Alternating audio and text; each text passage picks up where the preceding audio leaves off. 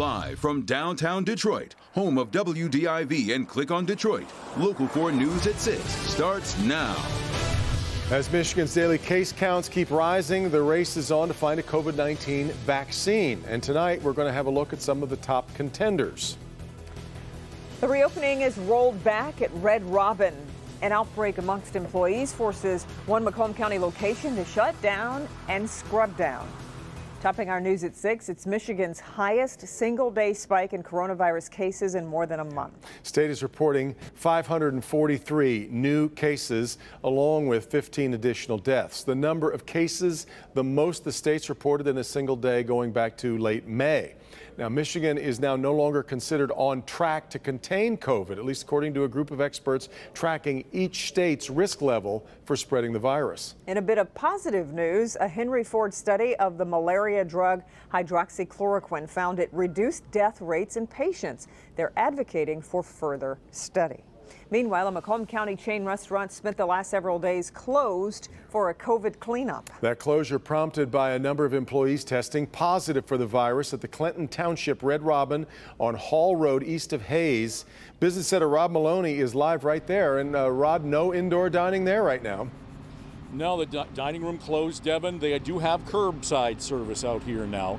And the restaurant management came and told me that they believe that it was an employee party. A group of employees got together for a basement party back on June 20th, picked up the virus and then came to work. And that's how all of this began well over a week ago. The Red Robin closed last Sunday, got a full disinfecting, and then again on Monday. Ownership tells Local 4 25 employees ended up quarantined. Sam Delia came to meet an old friend for a burger today. Yeah, I kind of want to sit down and just relax, watch a little TV, enjoy the air conditioning. It came as a disappointment he couldn't go inside. Corporate Red Robin gave Local 4 this statement this afternoon, quote, "We received confirmation that 2 team members at our Clinton Township, Michigan location tested positive for COVID-19. The health and safety of our team members and guests is always our top priority. Therefore, we had closed out of an abundance of caution and are now back open for carryout," end quote. But another case showed up after that release went out. This afternoon, a Macomb County Health Department release said, quote, 3 employees from the Red Robin restaurant located at 15780 Hall Road in Clinton Township recently tested positive for COVID-19. As a result, the restaurant was closed on June 22nd for deep cleaning and disinfecting. If you were at the Red Robin in Clinton Township on any day between June 18th and June 22nd, the Macomb County Health Department recommends that you self-monitor for signs and symptoms of COVID-19, end quote. Sam left not blaming the restaurant. I really do like coming here. So, you know, you got to do what you got to do, though. I understand it, though.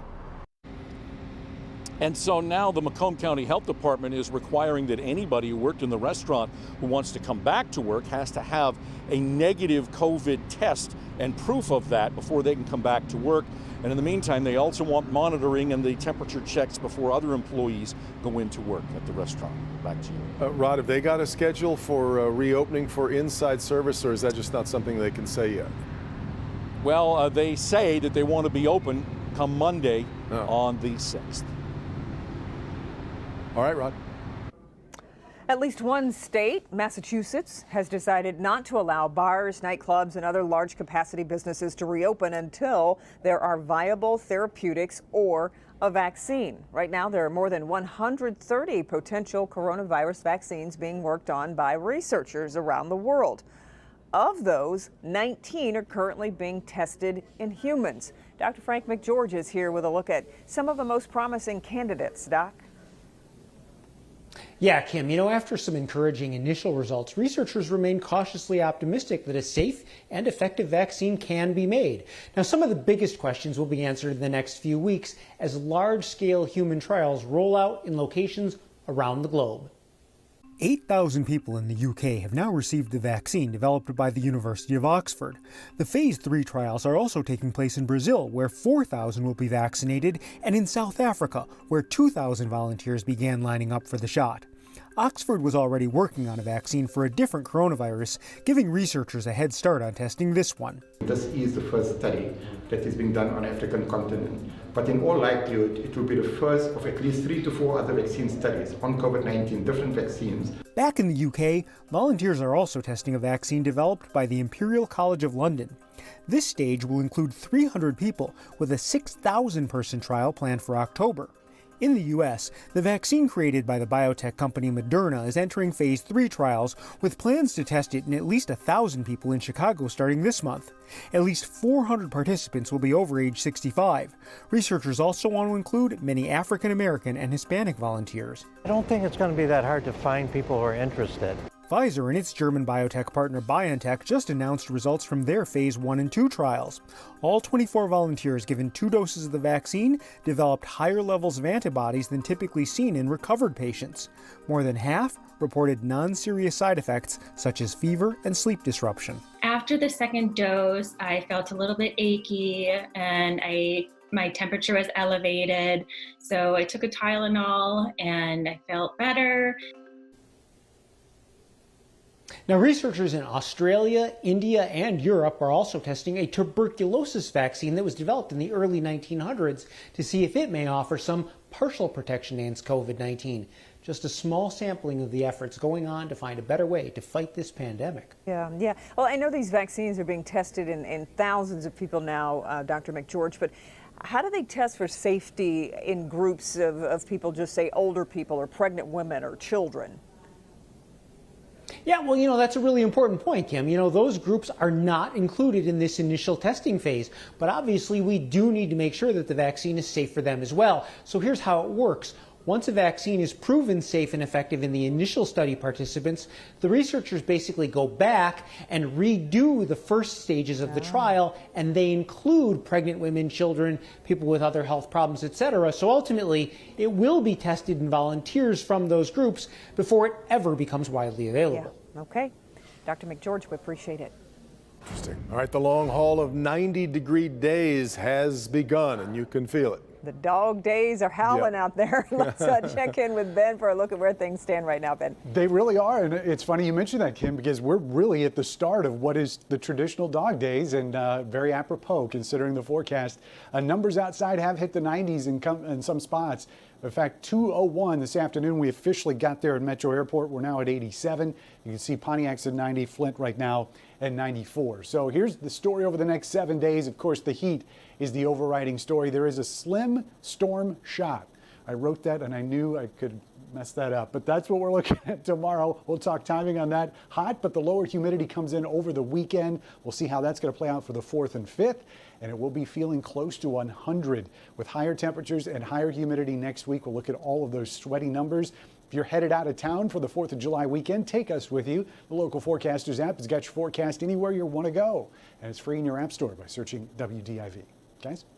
Ben, with the holiday upon us, there's a lot of uncertainty right now involving what bars can and can't do after Governor Whitmer's order effectively stopping indoor alcohol service at most locations went into effect last night.